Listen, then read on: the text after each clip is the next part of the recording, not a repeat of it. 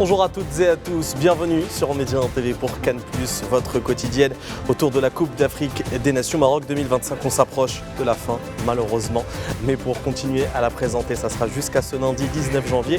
En ma compagnie, Noura Bazel, bonjour. Bonjour Anas et bonjour à nos téléspectateurs. Merci de nous retrouver tous les jours. C'est un réel plaisir de parler de cette Coupe d'Afrique des Nations jusqu'à lundi. Et pour aujourd'hui, nous avons le plaisir d'avoir sur notre plateau Sofiane Snoussi. Vous êtes responsable d'une école de football. Bonjour. Bonjour Noura, bonjour Anas. Merci pour l'invitation. Avec grand plaisir à vos côtés, Willy Amblas, président de l'USR Saint-Crépin et Bouvilliers. Comme ça, je donne le nom complet. Comme ça, il n'y a pas de souci. Il n'y a pas de souci comme ça. J'espère que vous allez bien et merci d'avoir accepté. Ça fait plaisir d'être présent sur le plateau avec vous. Pour Noah et pour toi, pareil. C'est accompagné par mon ami et qui va parler en partie de ce qu'on a pu mettre en place de chez nous et pour la Cannes, pareil. Magnifique. Et à distance également, nous serons accompagnés de Karim Baldé, journaliste sportif, c'est un habitué de la maison. C'est la 3e fois qu'il nous accompagne dans cette émission. Merci de nous rejoindre. Vous êtes en direct depuis Rabat, depuis nos bureaux à Rabat. Bonjour Karim. Bonjour Anas, bonjour Noha, bonjour à toutes et à tous. Toujours un plaisir d'être avec vous ici du côté de la capitale administrative qui va vibrer dimanche, ça c'est sûr. Et dimanche, on le rappelle, très belle finale à venir, Sénégal-Maroc. Et comme on dit toujours, il faut mettre ses amis proches de soi, mais ses ennemis encore plus proches. Et aujourd'hui, on va analyser cette demi-finale entre le Sénégal et l'Égypte pour voir un peu les points faibles de cette sélection sénégalaise. Mais avant de rentrer dans le vif du sujet, comme d'habitude, c'est l'heure du flash de la CAN.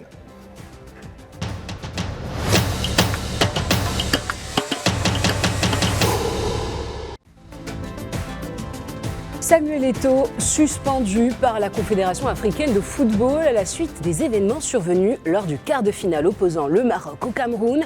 La FECAFOOT a annoncé que son président a écopé d'une suspension de 4 matchs assortie d'une amende de 20 000 $. Plusieurs sources proches de la CAF indiquent que l'origine de la sanction serait bien plus lourde qu'une simple agitation en tribune présidentielle. Samuel Eto'o s'en serait pris physiquement à Ahmed Yahya, influent membre du comité exécutif de la CAF et président de la Fédération mauritanienne de football, à qui il aurait donné un coup dans la poitrine. Mamadou Sarr a de bonnes chances de s'inviter dans le 11 de départ du Sénégal pour la finale de la CAN 2025 dimanche face au Maroc. À seulement 20 ans, le défenseur central a marqué des points décisifs lors de la demi-finale face à l'Égypte. Pour rappel, à la 23e minute du match, le capitaine Kalidou Koulibaly a dû quitter ses partenaires sur blessure pour combler ce qui aurait pu être un vide immense. C'est Mamadou Sarr qui a été lancé dans le grand bain sans trembler face à une attaque égyptienne dangereuse. Le jeune défenseur central du RS Strasbourg, où il est prêté par Chelsea, a livré une prestation d'une maturité impressionnante, concentré, propre techniquement. Il a bouclé la rencontre avec une statistique rarissime à ce niveau. 57 passes tentées, 57 réussies, dont 16 dans le camp adverse. La profonde déception du Nigeria mercredi en demi-finale de la CAN a été atténuée par une belle prime. Le parcours des Super Eagles a été salué par l'un des principaux hommes d'affaires du pays. Rabiou a décidé de ne pas se focaliser sur la déception de l'élimination et a plutôt salué ce qu'il a décrit comme le caractère, la résilience et l'unité montrée par les jeunes Nigérians tout au long de la compétition. L'homme d'affaires a confirmé que l'incitation de 500 000 $ promise avant le choc de demi-finale comme boost de motivation serait versée intégralement en reconnaissance du travail acharné de l'équipe et de l'enthousiasme qu'elle a procuré aux Nigérians durant la campagne de la CAN. C'était l'essentiel de ces informations de cette journée en relation avec la Coupe d'Afrique des Nations. Et à présent, on va revenir à une demi-finale qui a également marqué les esprits. Tout de suite dans le débrief.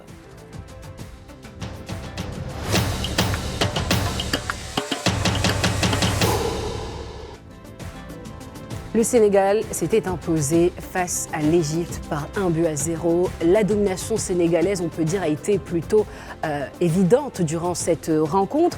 Mais on peut le dire également, on a eu l'impression que les Égyptiens n'étaient pas vraiment au rendez-vous. Sofiane, qu'est-ce que vous en avez pensé personnellement de cette rencontre ? Merci Naha. Donc cette victoire a été très maîtrisée par l'équipe sénégalaise.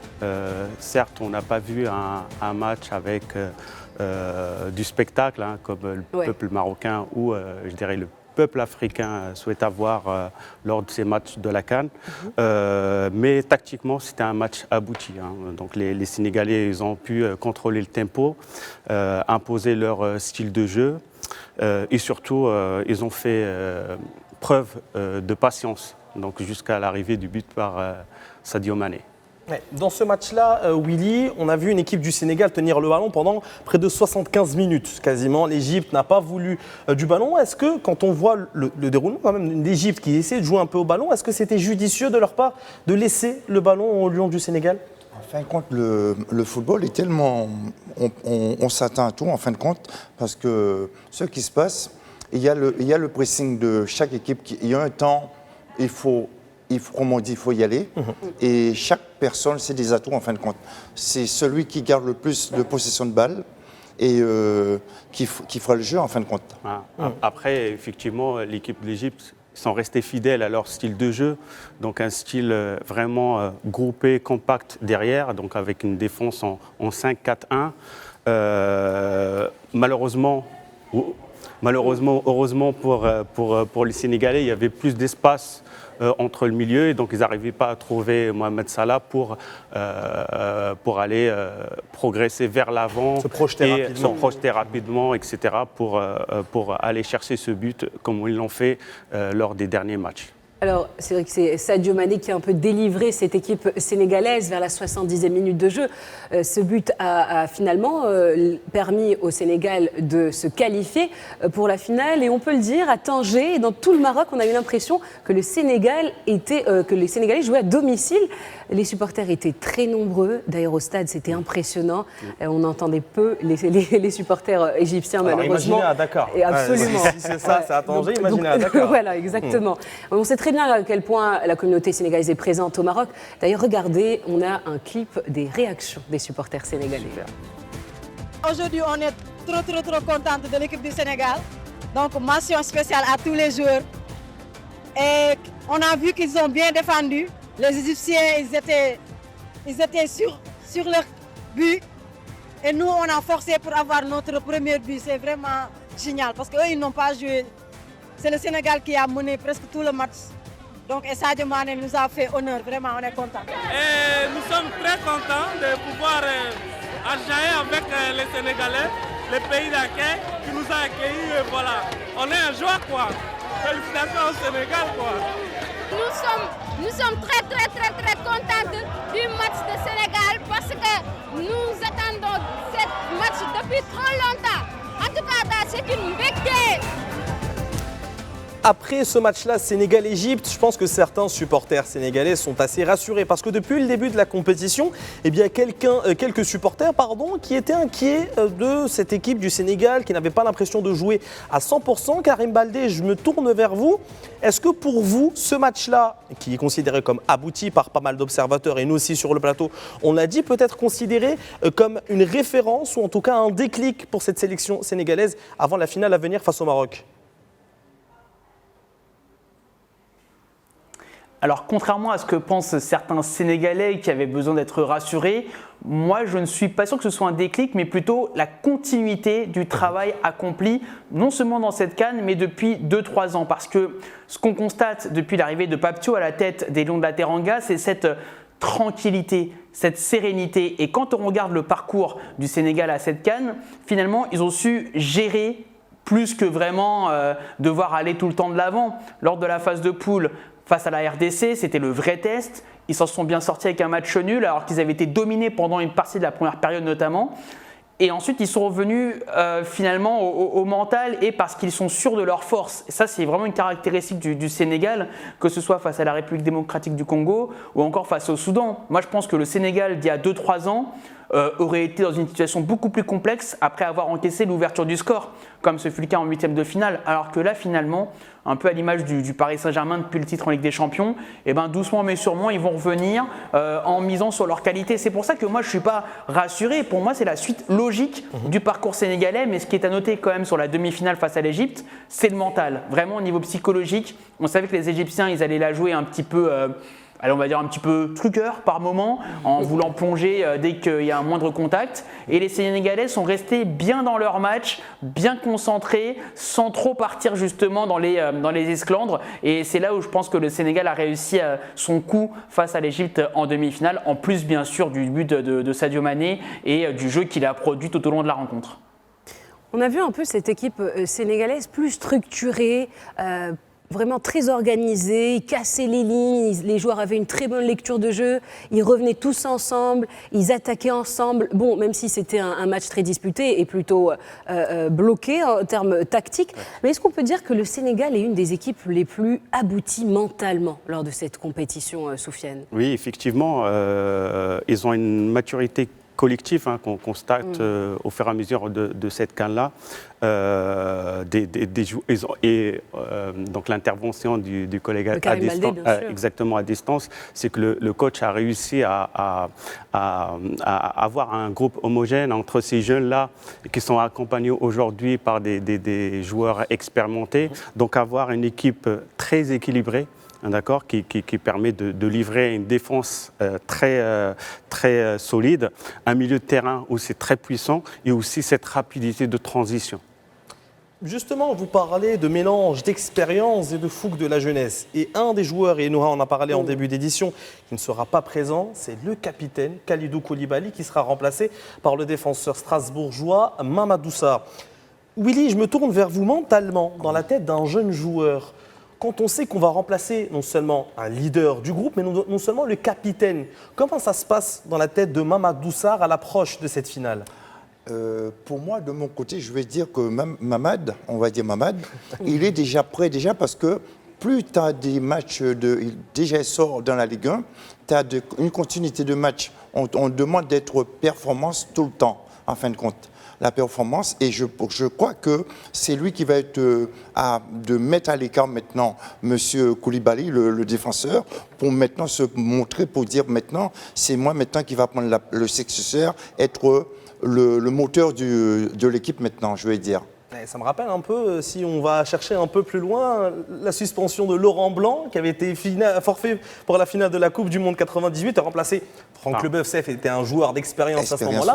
Mais quand même, ne pas avoir son défenseur central pour le dernier match et pour la finale, surtout, c'est assez compliqué. Mais en tout cas, Pape Thiaw, le sélectionneur du Sénégal, il est très confiant parce qu'il sait qu'il a 28 titulaires dans sa sélection. C'est lui-même qui le dit, c'était en conférence de presse après la victoire face à l'Égypte, 1-0. Je laisse l'écouter. Je vous disais souvent ici en conférence de presse comme quoi qu'on avait 28 titulaires. Et je pense que j'aurais préféré jouer la finale avec mon capitaine. Et malheureusement, déjà il s'est blessé et aussi il prend un carton jaune qui le prive la finale. Mais en le connaissant avec son état d'esprit, pour lui le plus important c'est la gagne. Maintenant on va faire avec, il y a d'autres joueurs qui sont là. Et voilà, et espérons qu'on le rendra fier le 18. Et Mamadou Sarr, on le connaît bien. Je pense que c'est moi qui allais le chercher, donc je connais bien ses qualités. Je sais que c'est un joueur serein, même malgré son âge. Donc et ce match, on avait plus besoin de sérénité parce qu'on jouait face à des adversaires vraiment redoutables et des genres de défenseurs un peu plus calmes. C'est important. On sait que cette équipe sénégalaise est portée par des leaders, mais également de jeunes joueurs prometteurs et talentueux. Mais il faut le dire que le vétéran Sadio Mané répond présent lorsque cette équipe sénégalaise en a le plus besoin. Il a délivré, il a même mené le Sénégal et Lions de la Teranga vers la finale. Karim Baldé, un mot sur le parcours de Sadio Mané durant cette CAN 2025. C'est vrai qu'au début, on avait l'impression que ses actions étaient minimes, que même qu'il n'était pas assez impliqué. Mais finalement, je pense que c'est un joueur qui a atteint une telle maturité, qui sait vraiment gérer en fait son énergie, ses accélérations. Qu'est-ce que vous en avez pensé généralement, Karim Baldé, de sa performance jusqu'ici ? Sadio Mané réalise un sacré tournoi et honnêtement, je ne l'avais pas trop vu venir parce que ayant été présent à Londres pour le match Brésil-Sénégal en amical en novembre dernier, j'avais quand même beaucoup de craintes et je discutais avec pas mal de confrères sénégalais au stade Emirates de Londres et moi, en voyant jouer Sadio Mané, je me disais qu'il était complètement cramé et qu'il n'allait jamais pouvoir supporter des matchs à haute intensité. Ça, c'était mon point de vue en novembre. Mais comme Sadio Mané, c'est une star, c'est une légende, et il arrive à me faire mentir. Et c'est vrai que dans cette CAN, ce qui est à noter par rapport au match de novembre dernier, c'est son léger repositionnement. C'est pas toujours hyper flagrant, mais Sadio Mané joue un petit peu plus bas et ça se voit d'ailleurs au niveau des statistiques. Dans cette CAN, au Maroc, il se distingue beaucoup plus par ses passes décisives que par ses buts. Alors d'accord, il a marqué 2 buts, dont celui de la victoire en demi-finale, ce qui est important, mais quand même, il se distingue beaucoup plus par les passes. Et je me souviens d'un match, je crois que c'était contre le Soudan en 8e, où la passe qu'il fait pour l'avant-dernière passe même qu'il fait du milieu de terrain, c'est une passe laser, c'est ce que Carlo Ancelotti a appelé une passe Ligue des Champions. C'est une passe qui peut casser 1 ou 2 lignes instantanément et c'est là où Sadio Mané est très fort, c'est parce qu'il a la vista. Peu importe que son physique soit un peu déclinant et c'est normal avec l'âge, mais la vista, elle reste et on l'a vu dans cette Coupe d'Afrique des Nations et puis il reste un leader naturel dans l'équipe. Il y a eu des débats au Sénégal sur le fait de garder Sadio Mané comme leader incontournable de l'équipe, notamment après la dernière Coupe d'Afrique des Nations en Côte d'Ivoire. Mais finalement, Pape Thiaw a eu raison de le maintenir en étoile, en joueur numéro 1 de son actif, peu importe les critiques au pays. Et finalement, le résultat, il est là, c'est que c'est le leader naturel. Et Crépin Diatta, après le match de mercredi, disait que oui, c'est notre leader naturel, c'est notre guide finalement. Et peu importe qu'il y ait plein de leaders dans l'équipe, Sadio Mané, c'est le joueur focal, c'est le point numéro 1 de cette équipe du Sénégal, même s'il marque moins qu'auparavant. Karim, je vais me permettre, vous avez ôté les mots de la bouche de Willy qui en parlait justement. Il parlait de ce rôle un peu en retrait de Sadio Mané. Je vais quand même vous laisser en parler à nos téléspectateurs sur ce rôle de l'attaquant d'Al Nassr. Parce que j'ai l'impression qu'il était sur son retenu, Sadio Mané, et il ne voulait pas jouer parce que je me suis retrouvé comme lui, il jouait pas plus dans le milieu de terrain, mais plus sur les côtés. Et pour permettre à ces milieux, en tant que Pape Gueye avec Gana Gueye, de porter plus vite le ballon, parce que en tant que... je suis Marseillais, je connais le jeu de Pape, c'est la vitesse. Et lui, tout autant qu'il peut porter, de franchir les lignes, d'aller chercher rentrer dans la zone de vérité, il était content, Sadio Mané. Mais je crois qu'il était en réserve. Soufiane, vous avez un mot aussi sur l'attaquant. Je voulais juste revenir sur la performance de Sadio Mané. Il a su améliorer sa position sur le terrain. Donc on parle d'un vétéran. Donc il ne peut pas donner ses prestations d'il y a 4-5 ans, donc avec cette vitesse-là, avec le 1 contre 1, donc faire la différence. Aujourd'hui, il a adapté son jeu, mais en revanche, on a constaté qu'il était très très cuit à la fin du match contre l'Égypte. Ouais, c'est normal sur ce genre de rencontre. D'ailleurs, vous en parliez. Oui, on a justement qui de mieux que Pape Thiaw pour parler de son vétéran Sadio Mané en conférence d'après-match. Voilà, si on regarde les statistiques du match, c'est sûr qu'au niveau possession, on est devant et au niveau des occasions, tout. Mais après, il y a toujours quelque chose à rectifier, à améliorer dans un match. Bon, je vais bien visionner ce match avant de dormir et voir les choses à améliorer. Et surtout, il y a eu des bonnes choses aussi. Faut les sortir, il faut continuer à travailler là-dessus. Maintenant, pour le cas Sadio Mané et Salah, je pense que c'est les 2 grands d'Afrique. Donc, ils font partie parmi les meilleurs joueurs d'Afrique. Mais pour moi, Sadio Mané est le meilleur joueur de tous les temps en Afrique. On a besoin de lui et le Sénégal a besoin de lui. Et je pense qu'il l'a montré encore ce soir. Et espérons qu'on aura encore des années avec lui. Parce que quand même, un monsieur comme celui-là, on n'en trouve pas tout le temps. Et il faut qu'on en profite. Et le temps, mais j'espère que ça ne sera pas sa dernière finale. Il y a d'autres compétitions derrière. Donc voilà, on verra bien. Oui, également Habib Diarra, un mot peut-être sur ce joueur qui est quand même prometteur et qui fait déjà un bon début de compétition, Soufiane. Oui, effectivement, c'est un joueur qui a participé à cette CAN-là. Aujourd'hui, il a fait ses preuves et je pense que le choix pour le remplacer et c'est porté sur Lamine Camara. C'est un jeune joueur, 20 ans.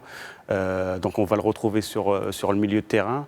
C'est pour ça que je commence à me projeter déjà, moi, sur la composition du Maroc et puis peut-être sur des pistes à explorer, notamment ce passage où exploiter le milieu de terrain pour aller chercher et à marquer ce premier but, j'espère la possibilité de tuer le match la première mi-temps. Et justement, vous parlez de ce milieu de terrain qui sera un peu remanié du côté du Sénégal. Si on se projette cette fois sur un peu la composition du Maroc, parce qu'on s'attend à avoir un duel assez accroché au milieu de terrain, est-ce que vous pensez qu'avec les forces du Maroc, donc ce qu'on a vu dernièrement, El Khannous, l'Ainaoui et Saïbali, est-ce que vous pensez que c'est assez pas physique peut-être, ou en tout cas, est-ce que la bataille sera remportée par le Maroc dans cette rencontre? Évidemment, moi j'appelle évidemment avec toute Willy aussi, on va poser la question à Willy aussi. Voilà, c'est ce que j'appelle moi, c'est le triangle de feu. Oui. Donc les triangles de feu. Donc en face, on a donc l'absence du donc le défenseur axial plus le milieu de terrain, donc 20-22 ans. Nous, on a cette expérience-là. On a ce triangle-là qui, au fur et à mesure en fait, du championnat de cette CAN-là, prennent plus d'expérience, plus d'automatisme. On a vu ça contre le Nigeria, meilleure attaque. Ils n'ont pas réussi à aller chercher Lokman ou Osimhen devant. Donc ça sera pour moi la clé de ce match-là. Et vous, Willy, peut-être un mot sur ce milieu marocain. Est-ce qu'il pourrait faire face et bloquer les Sénégalais en finale de cette belle Coupe d'Afrique des Nations? Moi, franchement, le milieu de terrain, ça va quand même. Par contre, sous les côtés, les pistons, ça va aller très très vite. Et c'est le match qui va se gagner sous les côtés. Parce qu'en sachant que Hakimi, c'est un joueur qui est rapide et puissant, et les Mazraoui de l'autre côté. De l'autre côté, ça va être un jeu de piston, qui veut dire c'est coup pour coup, on va dire. J'ai une question aussi sur cette rencontre du côté de Karim Baldé. On a vu pas mal de visages, en tout cas de la sélection, que ce soit marocaine, même sénégalaise, mais on avait même leurs adversaires complètement parfois être métamorphosés. C'est-à-dire qu'on avait une Égypte d'abord qui jouait au ballon face au Bénin et qui, face au Sénégal, a arrêté de jouer, s'est laissé en défense. Le Nigeria a complètement rendu amorphe l'Algérie. Et derrière, face au Maroc, eh bien, on a vu un Nigeria très très peu dangereux offensivement. Est-ce qu'on va s'attendre à une rencontre ouverte entre le Maroc et le Sénégal en finale, ou est-ce qu'au contraire, le contexte fera que, eh bien, il y aura quand même une rencontre assez fermée entre les deux équipes? Alors pour le spectacle, j'espère que la rencontre sera ouverte, mais si je suis un peu plus réaliste au vu des demi-finales, ça pourrait s'éterniser et donc on pourrait avoir un match beaucoup plus fermé parce que ces deux nations sont en mission. Walid Regragui, j'ai plus besoin d'expliquer, il est en mission, il faut rapporter une première CAN au Maroc, quel que soit le scénario du match. Même si c'est un 0-0, que ça va au tir au but, l'essentiel c'est le trophée. Et du côté du Sénégal, même s'ils ont remporté leur première étoile en 2022, eh ben, il faut quand même aller chercher cette Coupe d'Afrique des Nations pour finalement consacrer à jamais cette génération Sadio Mané, même si, comme on l'a dit tout à l'heure, il y a quand même des jeunes joueurs qui sont arrivés en cours de route. Donc moi j'ai peur du match fermé, peut-être que je vais me tromper, on pensait un peu la même chose lors de la finale Nigeria-Côte d'Ivoire et on a eu des buts, ce qui n'est pas toujours le cas en finale de CAN. Il faut se souvenir du Sénégal-Égypte, 0-0 tir au but. On peut se souvenir également de la CAN en Algérie, la CAN en Égypte, pardon, avec l'Algérie qui a gagné 1-0 face au Sénégal avec un but de Bounedjah dès la 2e ou la 3e minute. Donc on a souvent des matchs assez fermés en finale de CAN, sans penser à la Côte d'Ivoire, etc., etc. Donc c'est pour ça que ça promet d'être serré. Et un mot par rapport à votre débat sur le milieu de terrain, ça pourrait éventuellement se jouer sur les côtés. Mais côté sénégalais, l'un des joueurs majeurs de cette équipe, on n'en a pas parlé, c'est Crépin Diatta. Lui, il réalise une sacrée Coupe d'Afrique des Nations en tant que latéral. Il monte, il descend. C'est un ancien attaquant qui est devenu, on va dire, défenseur entre guillemets, mais en tout cas qui a un cran plus bas sur le terrain maintenant en latéral. Mais lui, pour le coup, il est infatigable. C'est vrai que la fatigue, ça joue énormément. Eric Schell en a parlé pour le Nigeria avant la demi-finale face au Maroc. Mais la fatigue qui s'accumule, eh ben ça va jouer pour le coup lors de cette finale. Donc la fraîcheur physique va être très importante. Et là, forcément, le Maroc a un avantage parce qu'eux ne se sont pas déplacés, même si le Sénégal aussi, ils ont fait toute la CAN à Tanger chez vous avant de descendre ici à Rabat en vue de la finale. Alors, il y a une statistique et une information qui est assez surprenante, c'est que le Maroc n'a jamais affronté le Sénégal en Coupe d'Afrique des Nations, aussi surprenant que ça puisse paraître. Les deux équipes, les Lions de la Teranga et les Lions de l'Ata, se sont jamais affrontés. Donc c'est vraiment un début d'une confrontation. Et sûrement, cette confrontation va être historique. C'est quand même curieux de se retrouver en finale comme pour première confrontation, Soufiane. Mais c'est le hasard, c'est le jeu.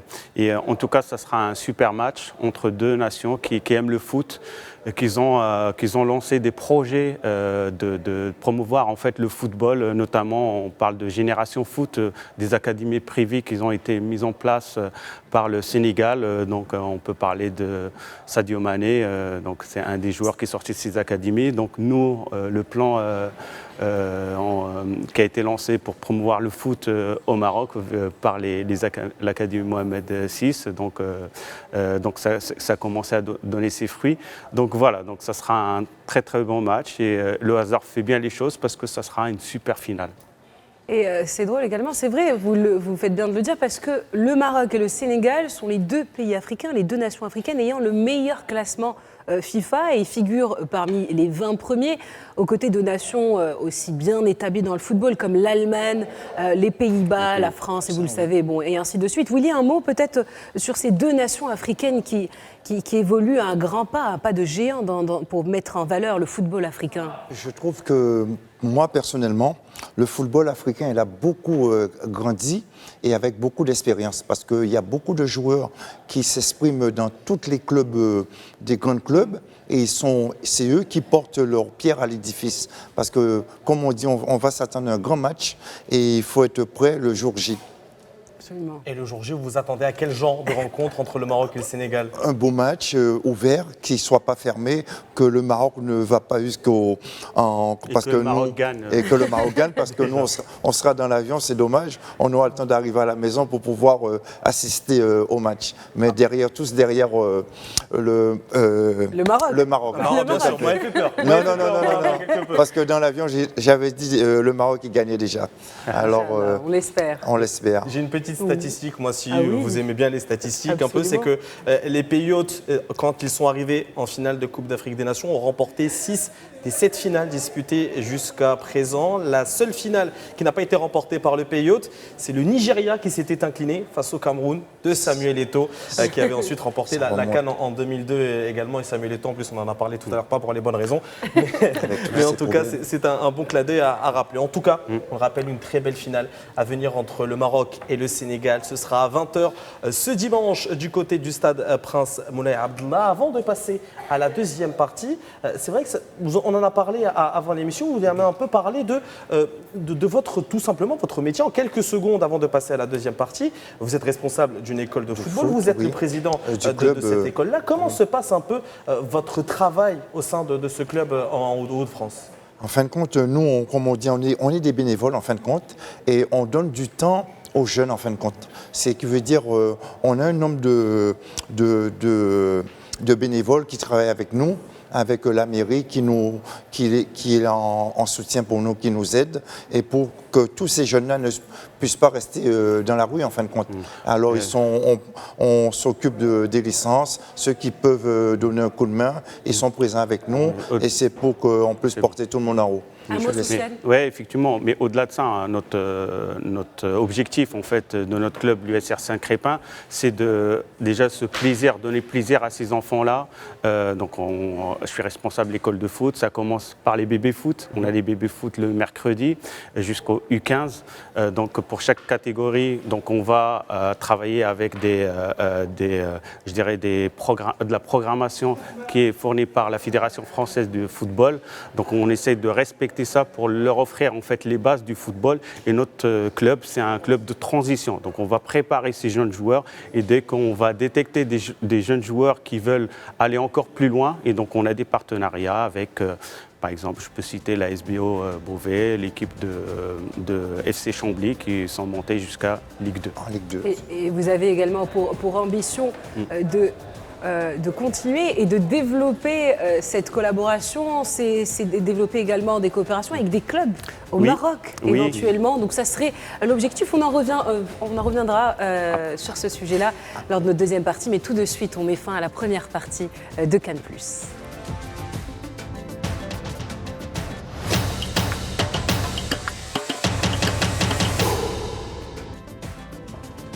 Et on passe au focus aujourd'hui. À part le foot masculin, il faut le dire que la CAN, c'est également le foot féminin.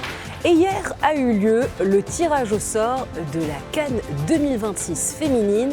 Je vous propose de regarder ce sujet de Houda Habib. Le compte à rebours est lancé pour la Coupe d'Afrique des Nations féminines 2026. Le tirage au sort de la phase finale s'est tenu hier à Rabat, dévoilant les affiches d'un tournoi très attendu qui se déroulera au Maroc du 17 mars au 3 avril 2026. 10 fois championne d'Afrique, la sélection nigériane tentera de conserver sa couronne. Les tenantes du titre nigérianes sont placées dans le groupe C, particulièrement relevées aux côtés de la Zambie, de l'Égypte et du Malawi. Les rencontres de cette poule se tiendront au stade Larbi Zaouli à Casablanca. Pays hôte de la compétition, le Maroc hérite du groupe A et évoluera au stade Prince Moulay Hassan à Rabat. Finaliste lors des 2 éditions précédentes, les Lionnes de l'Atlas affronteront l'Algérie, le Sénégal et le Kenya en phase de groupe avec l'ambition d'aller le plus loin possible lors de cette édition. Le premier objectif de notre équipe est de se qualifier pour la prochaine Coupe du Monde au Brésil. Il faut arriver en demi-finale. Nous avançons match par match. C'est un rêve pour nous.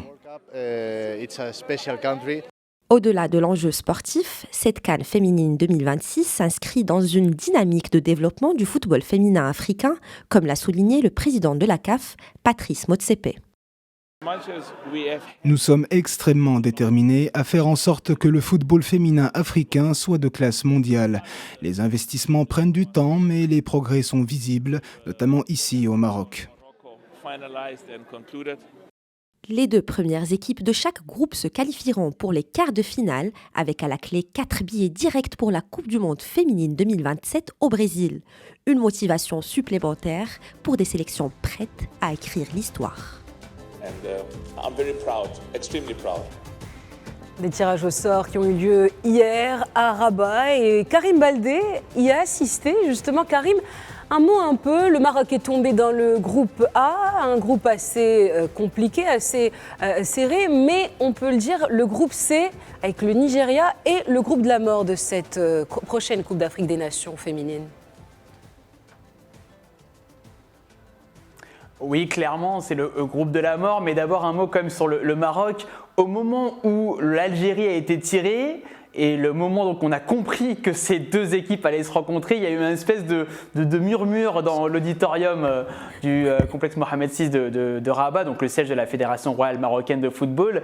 Et c'est vrai que certains, dont moi, on aurait voulu vivre ça à la CAN. Malheureusement ou heureusement pour certains, l'Algérie a été éliminée par le Nigeria, comme vous le savez. Mais cette fois-ci, on va le retrouver dans cette CAN féminine en mars et en avril prochain avec ce match d'ouverture, Maroc-Algérie. C'est pas mal au niveau de l'ambiance parce que je pense que ça peut donner le ton de cette Coupe d'Afrique des Nations féminines 2026. Il faut dire que le Maroc est habitué à recevoir la compétition. Ce sera la 3e fois consécutive au Maroc avec cette volonté pour les Lions de l'Atlas de remporter pour la première fois ce trophée. 2 finales perdues, les 2 dernières notamment face au Nigeria. Les Super Falcons auront fort à faire dans leur groupe avec la Zambie qui est l'une des places fortes du football féminin en Afrique avec sa star Barbara Banda notamment.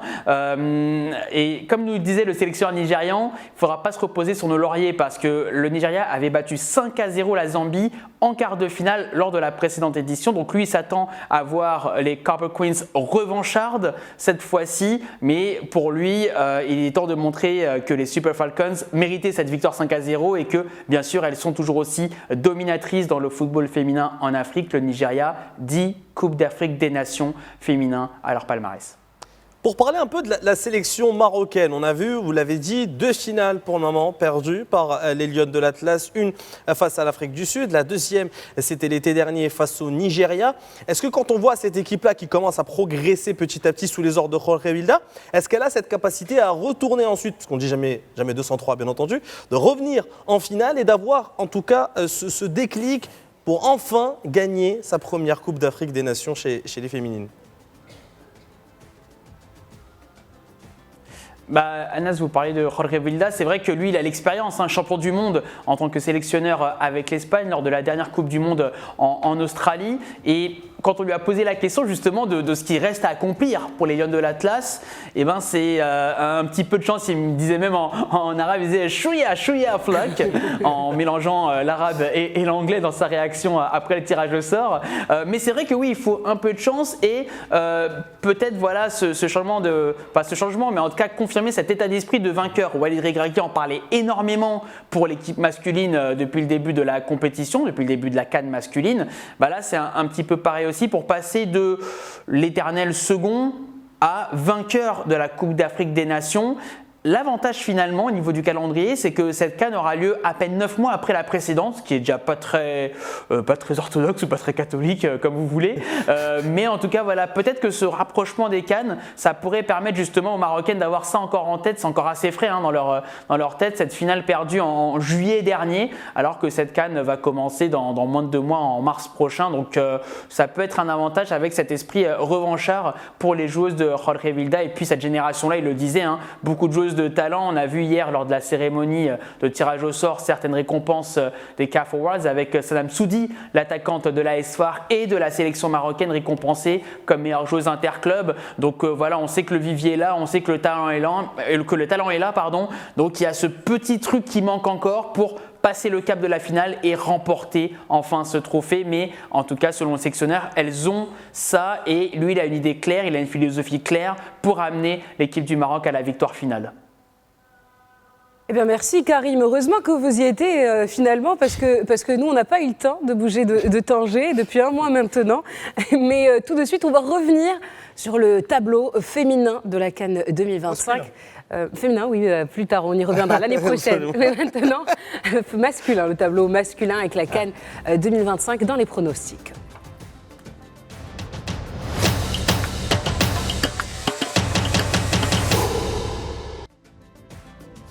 Le moment tant attendu de notre émission, même nous, on l'attend chaque jour. Je vais vous demander à chacun de prendre l'ardoise qui se trouve juste devant vous.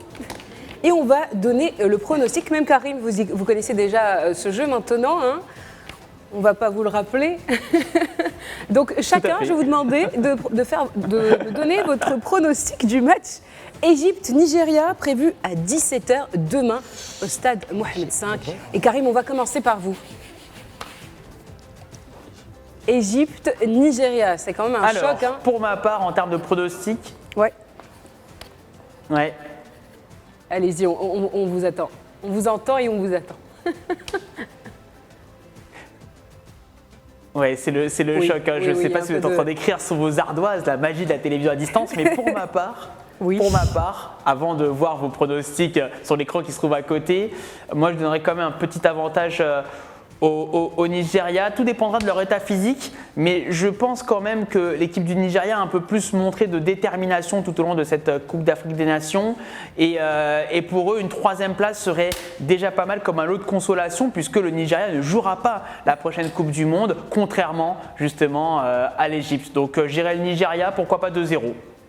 Alors Will et moi, on est plutôt unanimes. Sofiane, vous donnez un 3-1, pourquoi ? Parce que c'est le relâchement, ça va être le match. Je pense que les Égyptiens ils sont plus là. Donc ça sera une confirmation de l'attaque nigérienne pour aller chercher plus de buts, pour peut-être finir avec la meilleure équipe qui aura marqué plus de buts dans cette CAN-là. Will ? Moi, de mon côté, je mets plus Nigeria parce que pour moi, ils veulent la 3e place. Oui. La 3e place. Plus que l'Égypte, vous pensez ? Oui. Moi, je pense qu'il y a aussi une prime qui est derrière cette motivation. La motivation, on va dire. Rubio qui a donné une prime de $500 000 à toute l'équipe nigériane. Donc, je crois que ça va être une motivation pour qu'ils finissent au moins sur le podium de cette compétition. Anas, vous avez donné un 1-0. Je donnais un 1-0, victoire étriquée, parce qu'on sait que l'Égypte, quand elle joue face à une équipe joueuse, eh bien, elle tente de jouer bloc bas, comme l'a déjà fait face au Sénégal avant de se relâcher après avoir concédé l'ouverture du score. Moi, je vois bien peut-être Osimhen tenter d'aller chercher au moins ce 5e but dans la compétition qui pourrait le mettre à égalité avec Brahim Diaz. On sait qu'un attaquant, il a un ego, il veut marquer des buts. Et bien dans ce match-là, il pourrait au moins aller chercher son 5e but, être à égalité, même si on espère que Brahim en mettra un 6e, au moins un 7e en finale. Dites-moi, Soufiane. Mais je voulais juste une parenthèse, sûr. peut-être Dites-nous. que l'Égypte, ils seront aussi perturbés par le changement d'hôtel pour une troisième fois. Ah, c'est possible, c'est possible.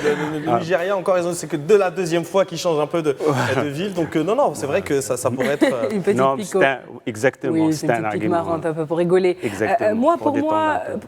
je pense que, comme Will, c'est le Nigeria qui va s'imposer avec cette motivation supplémentaire.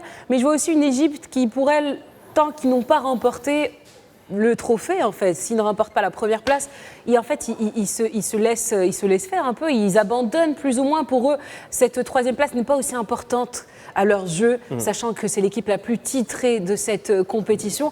Donc je vois un Nigeria un peu plus motivé, un peu plus au-dessus, un peu plus offensif. Ils vont vraiment montrer de nouveau leur vrai jeu face à l'Égypte, contrairement à ce qu'ils avaient montré face au Maroc. Donc ça serait un scénario assez similaire avec celui face à l'Algérie. Et puis 17 demi-finales, je pense qu'ils connaissent aussi le contexte des matchs de la troisième place. Absolument, donc normalement, ça devrait aller pour eux. On va passer au deuxième prono, Nes, dites-nous alors. C'est le match que j'attends le plus, moi, de toute façon. plus je dirais, important. Je pense que vous le comprendrez, le plus important. Vous êtes sûr que c'est vraiment le match que vous attendez le plus? Un peu quand même. Sénégal-Maroc, un match entre deux peuples frères, mais deux peuples frères qui sont adversaires le temps de 90 minutes. C'est Sénégal Sénégal qui reçoit. Ah oui. Oui, alors, presque, après, absolument. quand on verra le public, je suis pas sûr que ça sera le Sénégal qui recevra. Je vous dis la Vous vérité. verrez du rouge partout. On verra plus du rouge que du vert. Comme ils sont chez eux, on va dire tête de lisse, je mettrais bien le Maroc alors. Alors, on va voir les pronostics de chacun. Karim, comme d'habitude, je vais venir pour vous d'abord. Votre pronostic pour ce duel entre Lyon de l'Atlas et Lyon du Sénégal. C'est extrêmement difficile, forcément, vu que c'est une finale, vu qu'il y a les caractéristiques psychologiques qui rentrent en compte. Le public va pousser pour le Maroc, évidemment. Je donne un léger avantage au Maroc. Je pense que le Sénégal peut quand même marquer.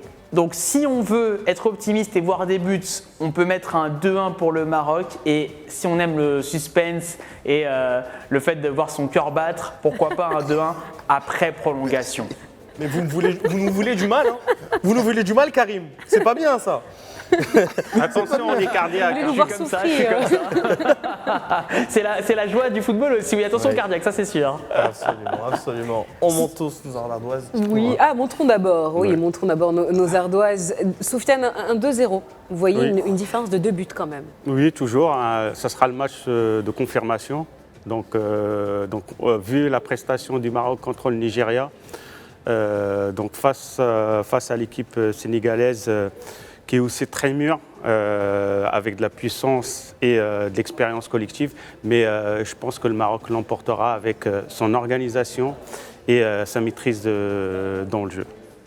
Moi, je dirais plus le Maroc. Pourquoi? Parce que Hakimi, il mettra un but sur coup de franc avec l'attaquant de Real Madrid. Joueurs, Magnifique. Parce qu'en tant qu'attaquant, on te demande de marquer des buts. Et le but du Sénégal, il serait marqué comment?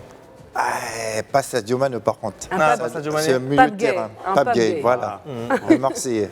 Ouais, c'est vrai qu'en plus, pour le moment, il faut le dire, le Maroc n'a concédé que 5 tirs cadrés en 6 rencontres, un seul but sur penalty. En plus de cela. Et défensivement, on sera quand même assez présent et de toute façon, on voit une rencontre fermée aussi du côté de Noah. Absolument, moi je vois une rencontre fermée et un petit coup de brio. Peut-être, j'attends vraiment encore un but de Zelzouli. Vraiment, je le vois, un crochet de la droite et une belle enroulée. Vraiment, moi, c'est ce que j'attends. Donc, Abdé, si tu nous écoutes, on t'attend pour la finale. Anas, c'est à peu près la même chose que moi, oui. Moi, 1-0. Alors, vous voulez que je vous donne le but? Le scénario. Le scénario. Une bicyclette. De El Kaabi. Je sais pas pourquoi, je me dis que dans un match aussi serré comme ça, il n'y a qu'un geste fou qui peut faire basculer la rencontre, comme d'ailleurs le but de Sadio Mané, la frappe rasante comme ça, au ras du poteau droit d'El Shenaoui. Il n'y a que ça qui peut faire débloquer une rencontre. Et moi je pense que El Kaabi, si tu m'entends, s'il faut faire passer des messages à Youb, si tu m'entends, il sera... Bicyclette c'est tout, j'ai tout ce que j'ai à dire, juste comme ça. Termine le Est-ce qu'on a pris le pronostic de Karim? Il a dit que le Maroc allait gagner. Ah oui, mais en tout cas c'est sympa, vous écoutez tous vos Oui, alors vous allez rater cette finale malheureusement. Mais le devoir vous appelle un peu. On va la regarder avec la famille, avec les enfants. Donc, il y aura une belle ambiance quand même. Bien sûr, plus que dans le stade. Est-ce que tout votre club encourage le Maroc? Tout le monde va être derrière le Maroc. Oui, parce qu'on a beaucoup de collègues à nous qui jouent au foot avec nous, qui sont des Marocains. Et ils sont là pour supporter le peuple marocain, on va dire. Eh bien, merci infiniment, William Blas. Vous êtes président de l'USR Saint-Crépin en France, un petit club de par sa taille, mais avec des joueurs de talent, oui. et qu'on verra sûrement dans les futurs championnats européens et peut-être même en Coupe d'Afrique des Nations, pourquoi pas. On croise les doigts. Oui, absolument. On travaille pour. On remercie également Sofiane Snoussi. Vous êtes responsable de l'école de football de l'USR Crépin. Petit club, vous l'avez dit, par la taille, mais grand club par le cœur. Et c'est le plus important. Également à distance avec nous, il y avait Karim Baldé, journaliste sportif habitué de la maison. Merci de nous avoir rejoints à distance depuis la capitale Rabat. Voilà. Eh bien, on dit. Je suis triste. Ah oui, mais vous inquiétez pas, on revient encore 3 épisodes de Cannes Plus avant la fin de cette Coupe d'Afrique des Nations. On se retrouve demain à la même heure, à 13h30 pour un nouvel épisode de Cannes Plus pour parler de football et de football. Merci à vous. Merci.